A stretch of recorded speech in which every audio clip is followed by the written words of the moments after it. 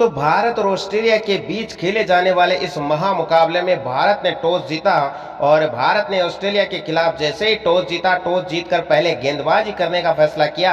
इस मैच में लोकेश राहुल भारत की कप्तानी कर रहे हैं। विराट कोहली, रोहित शर्मा और हार्दिक पांड्या और कुलदीप यादव को इस मैच में आराम दिया गया है। ऐसे में दोस्तों राहुल ने कहा कि इस मैदान में लक्ष्य का पीछा करना आसान रहता है, इसी वजह से उन्होंने पहले गेंदबाजी करने का फैसला किया। तो दोस्तों जैसे ही गेंदबाजी करने का फैसला किया, ऑस्ट्रेलिया के खिलाफ अच्छा नहीं था भारत का रिकॉर्ड, लेकिन फिर भी दोस्तों हम बात करते हैं ऑस्ट्रेलिया का। जब पहला विकेट गिरा तो 4 रन के स्कोर पर ऑस्ट्रेलिया टीम का पहला विकेट गिर चुका था और मिचेल मार्श 4 गेंदों में 4 रन बनाकर आउट हो चुके थे। वार्नर और स्मिथ ने जब पारी को संभाला तो डेविड वार्नर और स्टीव स्मिथ ने मिलकर ऑस्ट्रेलिया की पारी को ऐसे संभाला कि भारतीय तेज गेंदबाज शानदार लय में है और लगातार दोनों को परेशान कर रहे थे, लेकिन दोनों अनुभवी बल्लेबाज क्रीज पर जमे हुए थे। 8 ओवर के बाद ऑस्ट्रेलिया का स्कोर 31 रन पर 1 विकेट था। श्रेयस ने वार्नर को जीवन दान दिया और श्रेयस अय्यर ने मात्र 14 रनों के स्कोर पर डेविड वार्नर को ऐसा जीवन दान दिया कि डेविड वार्नर ने दोस्तों एक अर्धशतकीय पारी खेल डाली और ऑस्ट्रेलिया ने पावर प्ले में 42 रन बना लिए थे। वार्नर और स्मिथ के बीच अर्धशतकीय जब साझेदारी हुई तो दोस्तों उसके बाद 13 ओवर के बाद ऑस्ट्रेलिया का स्कोर 58 रन पर 1 विकेट था। फिर बात करें, वार्नर का अर्धशतक हो चुका था। डेविड वार्नर ने 49 गेंदों का सामना करते हुए दोस्तों 29वां अर्धशतक भी जड़ दिया और 17वें ओवर के बाद में ऑस्ट्रेलिया का स्कोर 86 रन पर 1 विकेट हो चुका था। डेविड वार्नर अर्धशतक लगाकर आउट हो चुके थे। 98 रन के स्कोर पर ऑस्ट्रेलिया का दूसरा विकेट गिरा और डेविड वार्नर 53 गेंदों में 52 रन बनाकर आउट हो चुके थे। रविंद्र जडेजा ने उन्हें शुभमन गिल के हाथों कैच कराया। वार्नर ने अपनी पारी में 6 चौके और 2 छक्के लगाए। अब स्टीव स्मिथ और मार्नस लाबुशेन क्रीज पर थे। ऑस्ट्रेलिया का जब स्कोर 100 रन के पार पहुंचा तब भी दोस्तों ऑस्ट्रेलिया के 2 ही विकेट थे, लेकिन 112 रन के स्कोर पर ऑस्ट्रेलिया को तीसरा झटका लगा और स्टीव स्मिथ 60 गेंदों में 41 रन बनाकर आउट हो चुके थे। ऑस्ट्रेलिया के स्कोर को अब 150 रनों के पार पहुंचा दिया गया।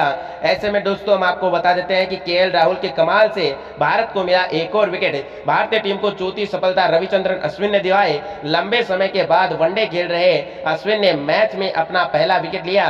33वें ओवर की चौथी गेंद पर मानस लाबुशेन को केएल राहुल ने स्टंप आउट कर दिया और राहुल ने विकेट के पीछे शानदार कीपिंग की। उन्होंने लाबुशेन की थोड़ी सी गलती का फायदा उठाया और स्टंप कर दिया।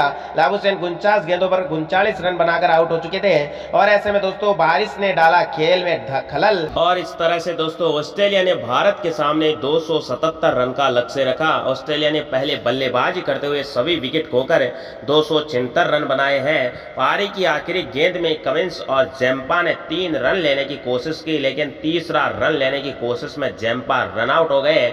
इस तरह ऑस्ट्रेलियाई टीम भारत के सामने 277 रन का लक्ष्य रखने में सफल रही।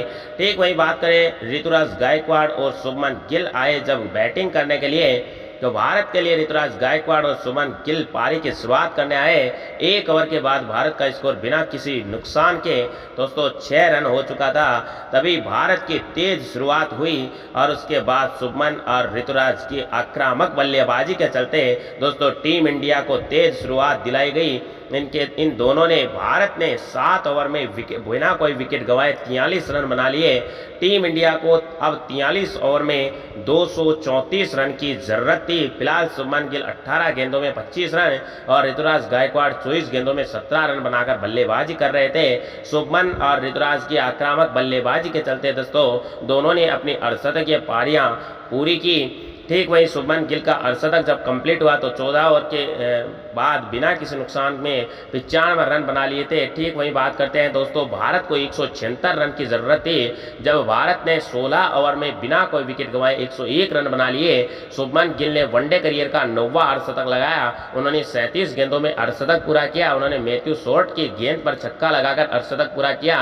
अब हम आपको बता देते हैं शुभमन के बाद ऋतुराज का भी अर्धशतक कंप्लीट हुआ तो ऑस्ट्रेलियाई गेंदबाजों को विकेट तरसने लगे। ऐसे में 20 ओवर के बाद भारत ने बिना कोई विकेट गंवाए 129 रन बना लिए थे, लेकिन फिर भारत को जब पहला झटका लगा तो 22वें ओवर में 142 के स्कोर पर भारत को पहला झटका लगा और ऋतुराज गायकवाड़ 77 गेंदों पर 73 रन बनाकर आउट हो गए। भारत को दूसरा झटका लगा 24वें ओवर में 148 के स्कोर पर भारत को जब दूसरा झटका लगा तो श्रेयस अय्यर 8 गेंदों में 3 रन बनाकर आउट हो गए। ऐसे में दोस्तों भारत को तीसरा झटका लगा 26वें ओवर में 151 रनों के स्कोर पर शुभमन गिल 63 गेंदों में 6 चौके और 2 छक्कों की मदद से 74 रन बनाकर आउट हो गए।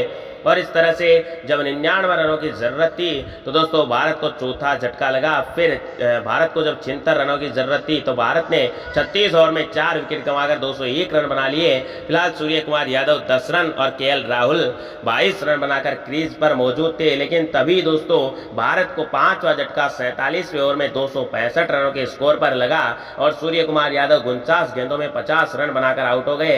ऐसे में दोस्तों भारत ने ये मैच अपने नाम कर लिया और भारत का यह मैच जीतने पर वनडे रैंकिंग में शीर्ष पर पहुंच जाएगा। भारत ने टॉस जीतकर गेंदबाजी करने का फैसला जरूर किया था, लेकिन अंत में दोस्तों भारत ने पहले वनडे में ऑस्ट्रेलिया को 5 विकेट से हराया और राहुल ने छक्के से जीत दिलाई। तो दोस्तों आशा करते हैं हमारे द्वारा दी गई जानकारी आपको अच्छी लगी होगी। अगर अच्छी लगी हो वीडियो को ज़्यादा से ज़्यादा लाइक कीजिएगा। चैनल पर नए हो तो चैनल को सब्सक्राइब करके बेल आइकन को जरूर प्रेस कर लीजिएगा।